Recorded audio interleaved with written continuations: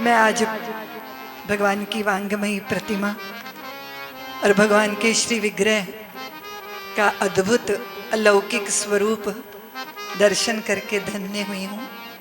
महाराज श्री, आपके चरणों में प्रणाम करती हूँ, संतों को वंदन करती हूँ। आप वत्सलता की बात कर रहे हो, गुरुदेव भी माँ की तरह ही होते हैं।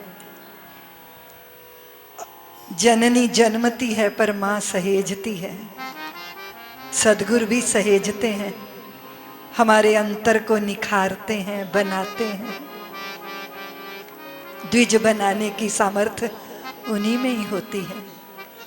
उनका सशरीर सानिध्य वो इतना भर देता है अंतर को, किंतु जब शरीर नहीं रहता तब अशरीरी होकर वो और ज्यादा आत्मीयता देते हैं।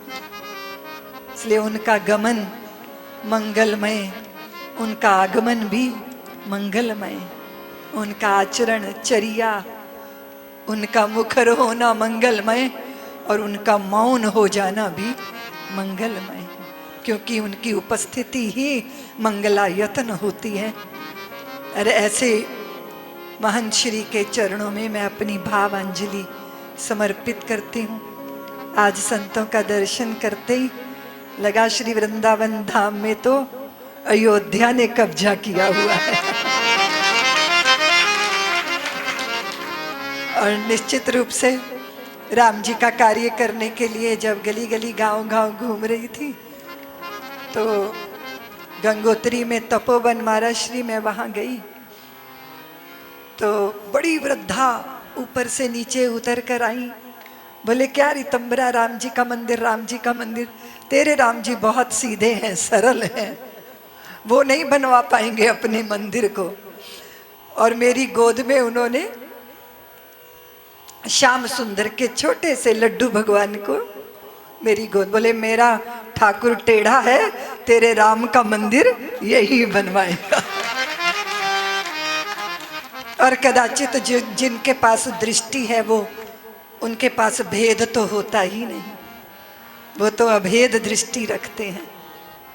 हर रूप में, हर स्थिति में अपने ठाकुर का दर्शन करते हैं। मुझे उस समय की बात याद आई महाराज श्री, हम लोग गीत गाते थे, कंकर कंकर शंकर इसका प्राण प्राण में गीता है, जीवन की धड़कन रामायण पग पग पर बनी पुनीता है, यदि राम नहीं है श्वासों में तो जीवन का घट रीता है, नर नाहर श्री पुरुषोत्तम का हम मंदिर भव्य बनाएंगे, सौगंध राम की खाते हैं हम मंदिर वहीं बनाएंगे।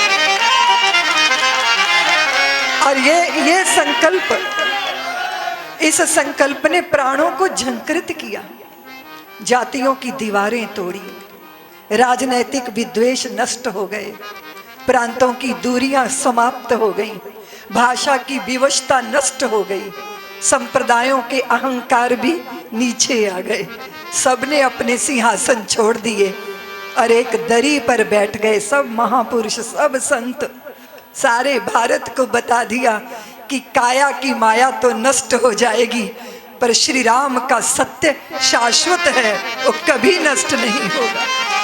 इसलिए शरीर, इसका इससे बढ़कर उपयोग क्या होगा? शरीर को बचाने का प्रयत्न तो मोही करता है, राम का भक्त शरीर में नहीं फंसता। यह तो बतलाओ कौन जहाँ है जिसे प्राणों से प्यार नहीं है, मगर जगत में जुड़ा शुरू से मित्र कहाँ संघार नहीं है। मृत्यु क्या है, वस्त्र बदलना कुछ पल का विश्राम साथियों, जीवन एक अखंड पर्व है, साधारण त्योहार नहीं है। जीना सबसे बड़ी कला है, लेकिन ये एक अटल सत्य है कि मरने से डरने वाले को जीने का अधिकार नहीं। तो जो सनातन में निमग्न है वो निर्भय है, वो अभय है, और जो अभय होता है वही सत्य का पक्षधर होता है। हिंदू जाति का गौरव उसके स्वाभिमान की प्रतिष्ठा में है, उसके आत्मविश्वास की प्रतिष्ठा में है। तो हमारे रामलला एक साधारण मंदिर में नहीं बैठेंगे, वो पूरे भारतीय समाज के स्वाभिमान के मंदिर में विराजमान होंगे। एक निश्चित पथ को चुनना, उस पर चलना, अपने खंडित स्वाभिमान की पुनर्प्रतिष्ठा करना। मेरा भी किंचित मात्र महाराज श्री ने कहा कि भगवान सबके योगदान भूल सकते हैं पर गिलहरी का योगदान कभी नहीं भूल सकते। और कदाचित अपनी जवानी को, तरुणाई को, पलों को, समय को समर्पित करने का सुख, जीवन भर का सुवर्ण देकर भी करता मन दे दूं कुछ और अभी। तन अंगीकार करो, मन स्वीकार करो, लोभ मोह छोह लेकर प्राण निर्विकार करो। प्रतिपल प्रतियाम दूं, सवेरे दूं, शाम दूं, जप तप पूजा प्रशमन देकर भी करता मन दे दूं कुछ और। भक्ति भाव अर्जन लो, शक्ति साध सर्जन लो, अर्पित है अंतर मन अहम का विसर्जन लो। स्वप्न ले लो, जागरण ले लो, चिर संचित श्रम साधन देकर भी करता मन दे दूं कुछ और अभी। सर्वस्व समर्पित करने का जो सुख होता है वो संतों की कृपा से किंचित मात्र उसका रसास्वादन हम लोगों ने किया। इसलिए कदाचित मैं सोचती हूँ कि ऋतंभरा की काया ही धन्य नहीं हुई, ऋतंभरा का अंतर भी राम लल्ला को समर्पित होकर धन्य हो गया। मैं गली गली गांव गांव घूमती रही संतों, और भारत भूमि की रज को माथे पे धारण करने का मुझे सौभाग्य मिला। कुंठित हो गए, स्वाभिमान की पुनः प्रतिष्ठा करनी थी और राम लल्ला को भव्य मंदिर में विराजमान करना था।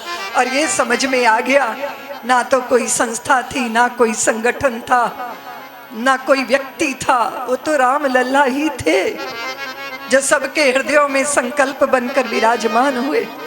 इसलिए मैं गली गली गांव गांव एक ही बात कहती थी कि राम जी करा रहे हैं, राम जी का काम है, राम जी के काम में काहे का विराम है। जिंदा रहे तो जग जीवन ललाम है, मर भी गए तो रहने को स्वर्ग धाम है। हमको तो काम बस राम जी के काम से, राम जी का मंदिर बनेगा धूम धाम से। और उस संकल्प की सिद्धि जब हुई तो चारों दिशाएं, दशों दिशाएं, धरती अंबर, भारतीयों की परंपरा, 500 साल का संघर्ष, मेरे तरुण बच्चों की जवानियां, उनके बलिदान, माताओं की कोखों ने अपने लाल समर्पित किए, वो सब सार्थक हो गया, वो सब धन्य हो गया। इसलिए आज सुदामा कुटी के इस आंगन में आकर महाराज ने श्री राम जन्मभूमि की बात लगातार की, मुझे मेरे उसी भाव में पहुंचाया। और आप सच कहते हो महाराज श्री कि सुदामा कुटी की जो प्रतिष्ठा है, सुदामा कुटी के प्रति जो प्रेम का भाव है जन जन के हृदय में, ये बात निश्चित करता है कि हृदयों पर कब्जे वैभवों से नहीं होते, हृदयों पे तो राज उनका होता है जो हृदय समर्पित किया करते हैं। और संतों का जो वैभव राज्य है वो समृद्धि से नहीं होता, वो तो उनका भाव जगत की समृद्धि, उनकी वत्सलता, उनकी सहजता। वो सहज जनों के बीच जाकर जब बैठते हैं तो एक छोटी सी इकाई को भी लगता है कि वो मेरे अपने हैं, बाहों में बांध सकता हूँ, आलिंगन में बांध सकता हूँ। आप मुझे अपना कहते हो, मैं धन्य हो गया। आंखों में खुशी छा जाती है, हृदय में सरूर आ जाता है जब तुम मुझे अपना कहते हो, अपने पे गुरूर आ जाता है। और संत जिनको अपना ले, इसलिए पूरे भारत के अंदर सुदामा कुटी की जो प्रेम प्रतिष्ठा है उससे सारा संत जगत, हम सब कृतार्थ होते हैं, उसका स्मरण करके प्रणाम करते हैं। मृदुल भैया ने कहा क्योंकि महाराज श्री का साकेत गमन हुआ और हम उसी मुकदमे में उलझे हुए थे, मृदुल भैया ने कहा, तो मैंने कहा कि भैया मैं महाराज श्री के दर्शन करने, उनके चरणों में अपनी भावांजलि अर्पित करने जरूर आऊँगी। ये मेरी धन्यता है, ये मेरे अपने भाव की पूर्णता है। आज आप सब संतों का दर्शन करके मैं कृतार्थ हुई हूँ। इतना ही निवेदन करती हुई, संत के पास क्या होता है देने के लिए, क्या होता है? किसी अपावन का, किसी पतित का भी हाथ पकड़ लेते हैं तो उसका उद्धार कर देते हैं।